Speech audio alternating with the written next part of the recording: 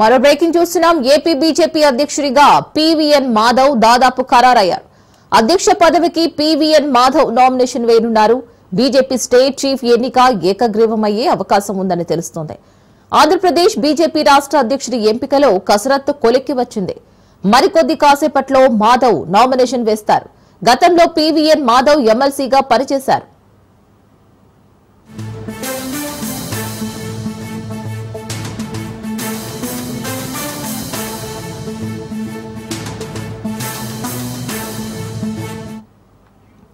AP BJP అధ్యక్ష ఎన్నికకు notification విడుదలైంది. ఇవాళ్టి నుంచి అధ్యక్ష నామినేషన్లు స్వీకరించనున్నారు.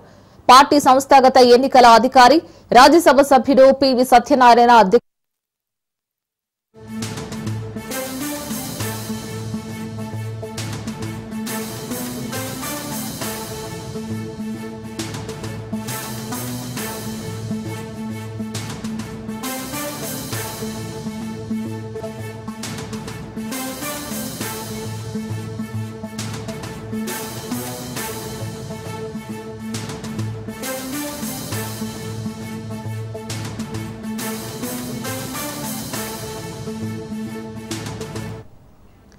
ఏపీ బీజేపీ అధ్యక్షుడిగా పీవీఎన్ మాధవ్ దాదాపు ఖరారయ్యారు. అధ్యక్ష పదవికి పీవీఎన్ మాధవ్ నామినేషన్ వేయనున్నారు. బీజేపీ స్టేట్ చీఫ్ ఎన్నిక ఏకగ్రీవమయ్యే అవకాశం ఉందని తెలుస్తోంది. ఆంధ్రప్రదేశ్ బీజేపీ రాష్ట్ర అధ్యక్షుడి ఎంపికలో కసరత్తు అయితే కొలిక్కి వచ్చింది. మరికొద్ది కాసేపట్లో మాధవ్ నామినేషన్ వేస్తారు. గతంలో పీవీఎన్ మాధవ్ ఎమ్మెల్సీగా పనిచేశారు.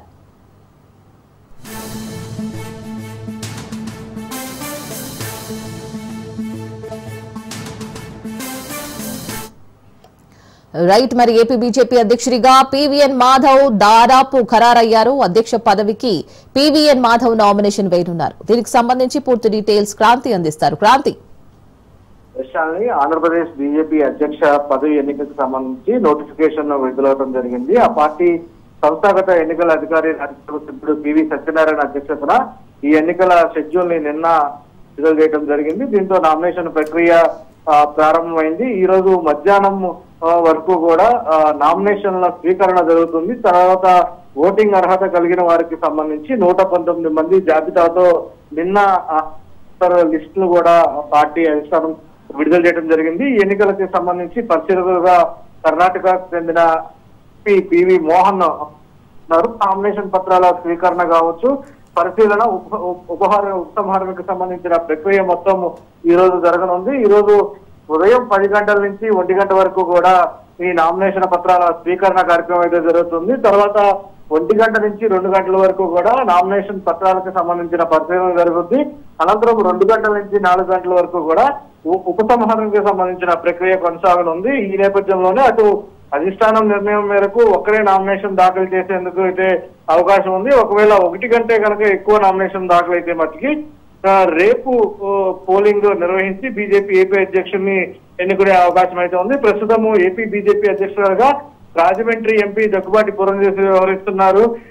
అదేవిధంగా ఆమె అధ్యక్ష పదవీ కాలం పూర్తి కానున్న నేపథ్యంలో ఎంపీగా ఎన్నికైన నేపథ్యంలోనే పార్టీ సారథిని మార్చాలనే ఆలోచనలో అధిష్టానం ఉన్న నేపథ్యంలో ఇప్పటికే బీజేపీకి సంబంధించి కొంత కసరత్తు అయితే కొనసాగించింది అధ్యక్ష ఎన్నికకు సంబంధించి. దాంతో పాటు ఇక్కడ కూటమి అధికారంలో ఉంది కాబట్టి కూటమికి సంబంధించిన ఇతర పార్టీలతో కూడా కొంత సఖ్యతగా ముందుకు సాగే విధంగా, అదేవిధంగా బీజేపీ ఓట్ బ్యాంక్ కూడా మెరుగుపరిచే విధంగా ఎవరైతే చేయగలరో దానికి సంబంధించిన సమర్థవంతమైన నాయకత్వానికి సంబంధించి బీజేపీ అధిష్టానం అయితే కసరత్తు చేసింది. ఈ క్రమంలోనే అధ్యక్ష రేసులో పలువురు కీలక నేతలు అయితే పేర్లు వినిపించిన పరిస్థితి అయితే ఉంది. ఇప్పటికే అటు మాజీ కేంద్ర మంత్రిగా పనిచేసి ప్రస్తుతం ఎమ్మెల్యేగా విజయవాడ పశ్చిమ ఎమ్మెల్యేగా ఉన్న సుజనా చౌదరి కావచ్చు, సీఎం మాజీ ముఖ్యమంత్రిగా చేసిన కిరణ్ కుమార్ రెడ్డి, అదేవిధంగా దానికి సంబంధించి పీవీఎన్ మాధవ్ కావచ్చు, పార్థసారథి ఎమ్మెల్యే పార్థసారథికి సంబంధించి ముఖ్యంగా వీళ్ళ పేర్లు ప్రముఖంగా వినిపించినప్పటికీ కూడా ఏపీ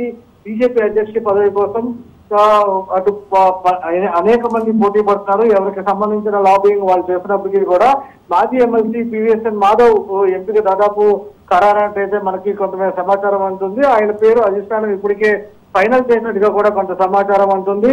ఇవాళ మాధవ్ నామినేషన్ మరికొద్దిసేపట్లోనే దాఖలు చేయనున్నారు. అధిష్టానం ఆదేశానుసారం ఒకే నామినేషన్ వేసే అవకాశం అయితే ఎక్కువ కనిపిస్తుంది. ఒకవేళ ఒక నామినేషన్ కాకుండా ఇంకొక నామినేషన్ కూడా పెడితే కనుక ఖచ్చితంగా ఎన్నికల ప్రక్రియ అయితే కొనసాగే అవకాశం ఉంది. లేదు ఒక నామినేషన్ కనుక పెడితే ఖచ్చితంగా ఏకగ్రీవంగా అధ్యక్షుడు ఎన్నిక సాగే అవకాశం అయితే ఉంది. అయినప్పటికీ కూడా మనకున్న సమాచారం మేరకు అటు మాధవ్ అధ్యక్షుడిగా ఎన్నిక లాంఛనంగా అయితే కనిపిస్తున్న పరిస్థితి ఉంది. శాలిని రైట్, అధికారికంగా ప్రకటించినప్పటికీ మాధవే ఏపీ బీజేపీ కొత్త చీఫ్ అని తెలుస్తుంది. మరి ఈ అంశంపై మాధవ్ ఏమైనా స్పందించారా?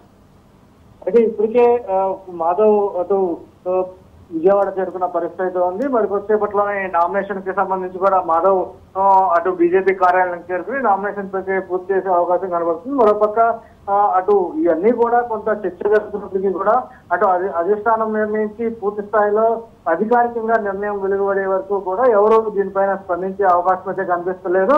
మరోపక్క మనకున్న సమాచారం మేరకు మాధవ్ ఏపీ బీజేపీ కాబట్టి నూతన అధ్యక్షుడు అనేది కూడా కొంతమేర సమాచారం వచ్చినప్పటికీ కూడా ఆ దిశగా బీజేపీకి సంబంధించిన వర్గాలు ఎవరూ కూడా దీన్ని ధృవీకరించబడుతుంది. దీనికి సంబంధించిన ఎన్నికల ప్రక్రియ పూర్తయిన తర్వాత అధికారికంగా వెల్లడిస్తామంటూ కూడా బీజేపీకి సంబంధించిన వర్గాలు ఏం చెప్తున్నాయి. దాంతో పాటు ఇప్పటికే అనేక మంది ఆశావాహులు ఉన్నారు కాబట్టి పూర్తి స్థాయిలో దీనికి సంబంధించి ఎన్నికల ప్రక్రియ ఒకటి ప్రజాస్వామ్యంలో కొనసాగుతుంది కాబట్టి ఆ ప్రక్రియ ద్వారానే ఏపీ బీజేపీ అధ్యక్షుడు ఎన్నుకుంటామంటూ కూడా బీజేపీ నేతలు స్పష్టం చేస్తున్నారు. దానిలో భాగంగా ఒక నామినేషన్ కనుక మాధవ్ తో పాటు ఇంకా ఎవరైనా నామినేషన్ కనుక వేస్తే పూర్తి స్థాయిలో ఖచ్చితంగా ఎన్నిక జరిగే అవకాశం అయితే ఉంది. లేదు ఒకే నామినేషన్ కనుక దాఖలైతే ఖచ్చితంగా అధ్యక్షుడు ఏపీ అధ్యక్షుడు అనేది ఏకగ్రీవం అయ్యే అవకాశం ఉంది. దాంతో పాటు ఎక్కువ ముగ్గు అయితే అటు మాధవ్ కి ఏపీ అధ్యక్షుడు చేసే అవకాశం కనబడుతుంది. ఎందుకంటే మాధవ్ కి సంబంధించిన రాజకీయ పరమైన బ్యాక్గ్రౌండ్ కావచ్చు, ఆయన తండ్రి అదేవిధంగా మాధవ్ ఇరువురు కూడా అటు ఆర్ఎస్ఎస్ కావచ్చు బీజేపీకి సంబంధించి మొదటి నుంచి విధేయతగా అదేవిధంగా పార్టీ ఆదేశాలు చేస్తూ ఏ రకమైన కార్యక్రమాలు నిర్వహించారు. పార్టీ పట్ల ఏ రకంగా విధేయతగా ఉంటాం, దాంతో పాటు పూర్తి స్థాయిలో బీజేపీ బలోపేతానికి ఏ రకంగా కృషి చేశారు, ఈ అంశాలన్నీ కూడా పరిగణలో తీసుకుంటాం. అదేవిధంగా కూటమి నుంచి కూడా వ్యతిరేకత లేకుండా కూటమితో సఖ్యతగా ముందుకు వెళ్లే అవకాశం, దాంతో పాటు బీజేపీ ఓట్ బ్యాంక్ ని మెరుగుపరిచే ఇవన్నీ కూడా పూర్తి స్థాయిలో ఈ అంశాలన్నీ కూడా పరిగణలోకి తీసుకుని ఏపీ బీజేపీ అధ్యక్షులకు సంబంధించిన అంశాన్ని పరిశీలించే అవకాశం అయితే కనిపిస్తుంది. శాలిని, మరి మాధవ్ ఎన్ని గంటలకు నామినేషన్ వేసే అవకాశం ఉందంటారు?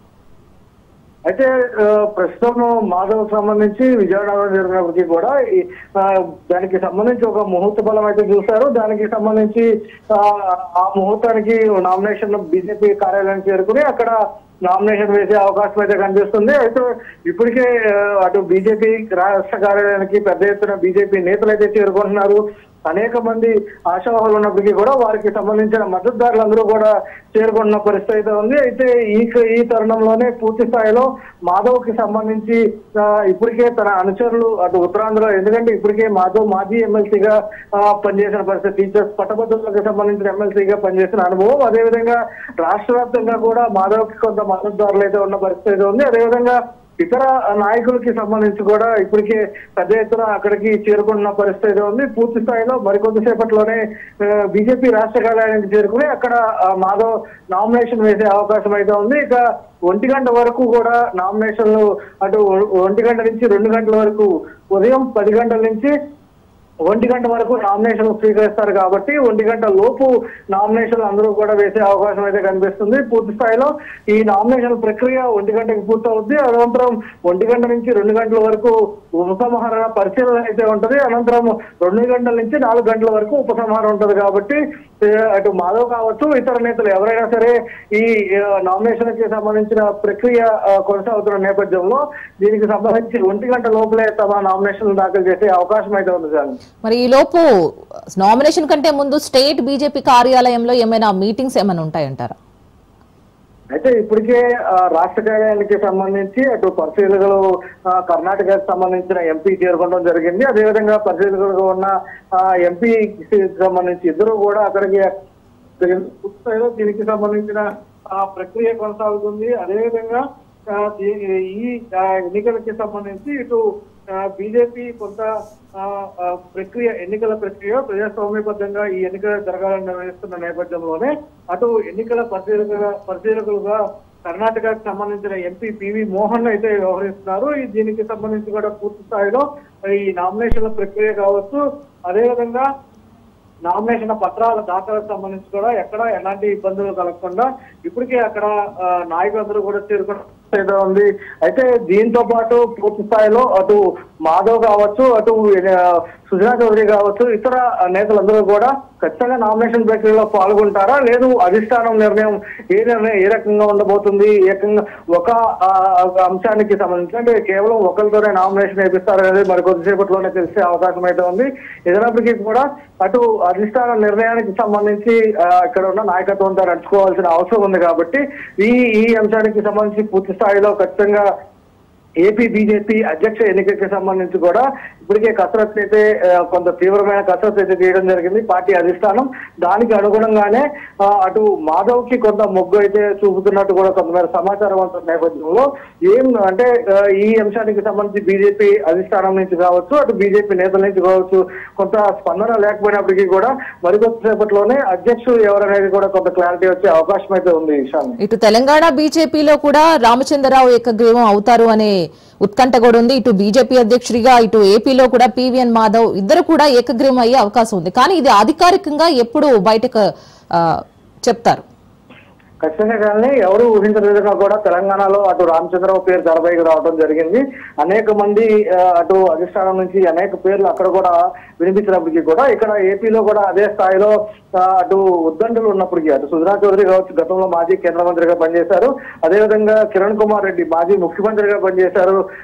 దాంతోపాటు విష్ణువర్ధన్ రెడ్డి కావచ్చు, పార్థసారథి ఎమ్మెల్యేగా ఉన్నారు, ఆయన కావచ్చు, ఇతర ముఖ్యమైన నేతలు ఇలా అనేక మంది పేర్లు వినిపించినప్పటికీ కూడా వీళ్ళందరినీ కాదని అటు మాధవ్ కి సంబంధించి కొంత అధిష్టానం మొగ్గు చూపినట్టు కూడా కొంతమేర సమాచారం అంటుంది. కాబట్టి అటు మాధవ్ కి సంబంధించిన ఫ్యామిలీ బ్యాక్గ్రౌండ్ కావచ్చు, రాజకీయ పరమైన మొదటి నుంచి అటు ఆర్ఎస్ఎస్ కావచ్చు, బీజేపీతో తనకున్న అనుబంధం, అదేవిధంగా రాష్ట్ర వ్యాప్తంగా మాధవ్ కి సంబంధించి నాయకుల్ని కలుపుకునే గుణం కావచ్చు, దాంతోపాటు పూర్తి స్థాయిలో గతంలో ఎమ్మెల్సీకి సంబంధించి ఉత్తరాంధ్ర నుంచి ఎమ్మెల్సీగా చేసిన అనుభవం, అదేవిధంగా ఈసారి కూడా ఎమ్మెల్సీ వస్తుంది భావించినప్పటికీ కూడా అనూహ్యంగా అటు సోము వీర్రాజుకి ఎమ్మెల్సీ ఇవ్వటం, ప్రస్తుతం మాధవ్ కి సంబంధించి కొంత కూటమితో సఖ్యత ఉండటం నేపథ్యంలోనే ఈ అంశాలన్నీ కూడా పరిగణలోకి తీసుకుని కొంత మాధవ్ పేరుకు అధిష్టానం మొగ్గు చూపే అవకాశం అయితే కనిపిస్తుంది. ఎప్పటికీ కూడా మరికొచ్చేప్పుడు అంటే 1 గంట వరకు నామినేషన్ స్పీకర్ ఉంది కాబట్టి 1 గంట లోపు